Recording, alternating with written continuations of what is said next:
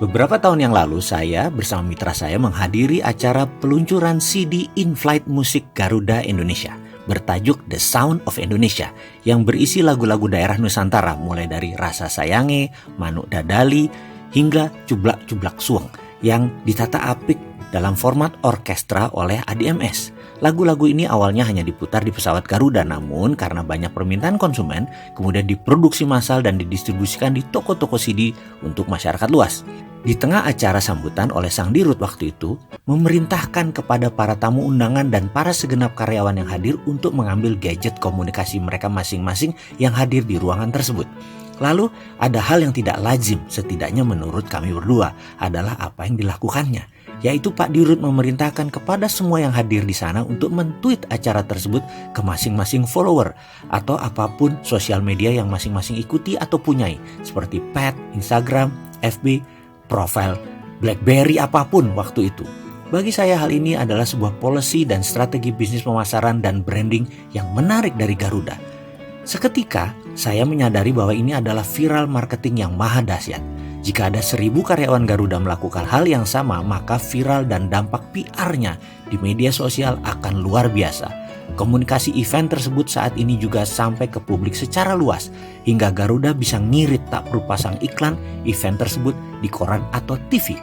Every employee is ambassador. Melalui cerita kecil di atas, saya ingin menunjukkan betapa luar biasanya peran karyawan sebagai brand ambassador dengan adanya sosial media. Ambil contoh, ada 100 karyawan Garuda yang nge-tweet acara tersebut. Lalu pukul rata mereka memiliki masing-masing 1.000 follower. Maka potensi audiens yang mengetahui acara tersebut lebih dari 100.000 orang. Itu belum termasuk kalau ada follower yang meretweet, memberi komentar. Ini baru Twitter, belum lagi Facebook, blog, YouTube. Luar biasa. Karena itu saya berani mengatakan di era media sosial seperti sekarang, our most powerful ambassador is ourself.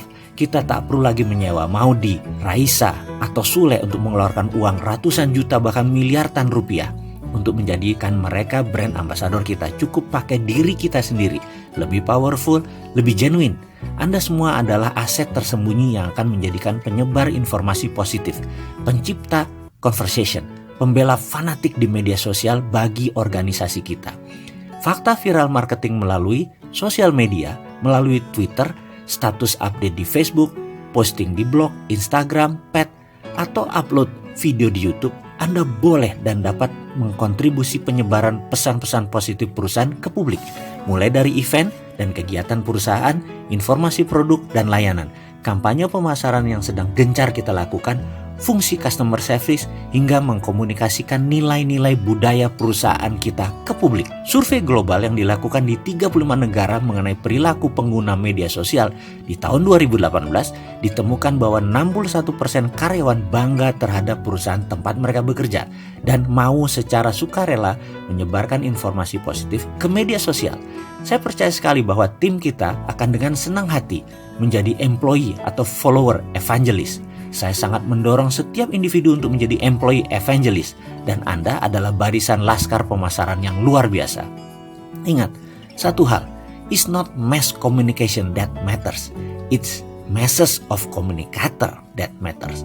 Semakin banyak komunikatornya, semakin banyak yang menyebarkan, semakin cepat. Bukan pesannya yang banyak, tapi pembawa pesannya yang harus banyak.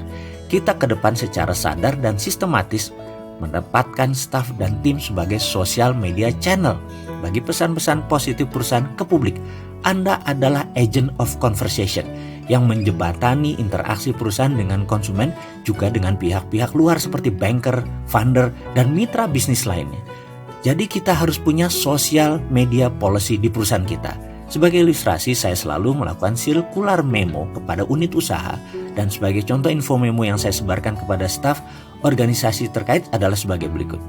Untuk melakukan komunikasi ke publik melalui mass communicators, kurang lebih bunyinya begini. Saya memberdayakan dan mendorong Anda semua untuk menggunakan media sosial guna mengabari pesan-pesan positif ke seluruh stakeholder di luar perusahaan. Anda semua disarankan aktif memiliki sarana sosial media tersebut yang akan dilakukan di luar jam kerja, dan sangat disarankan aktif banci status kalau perlu.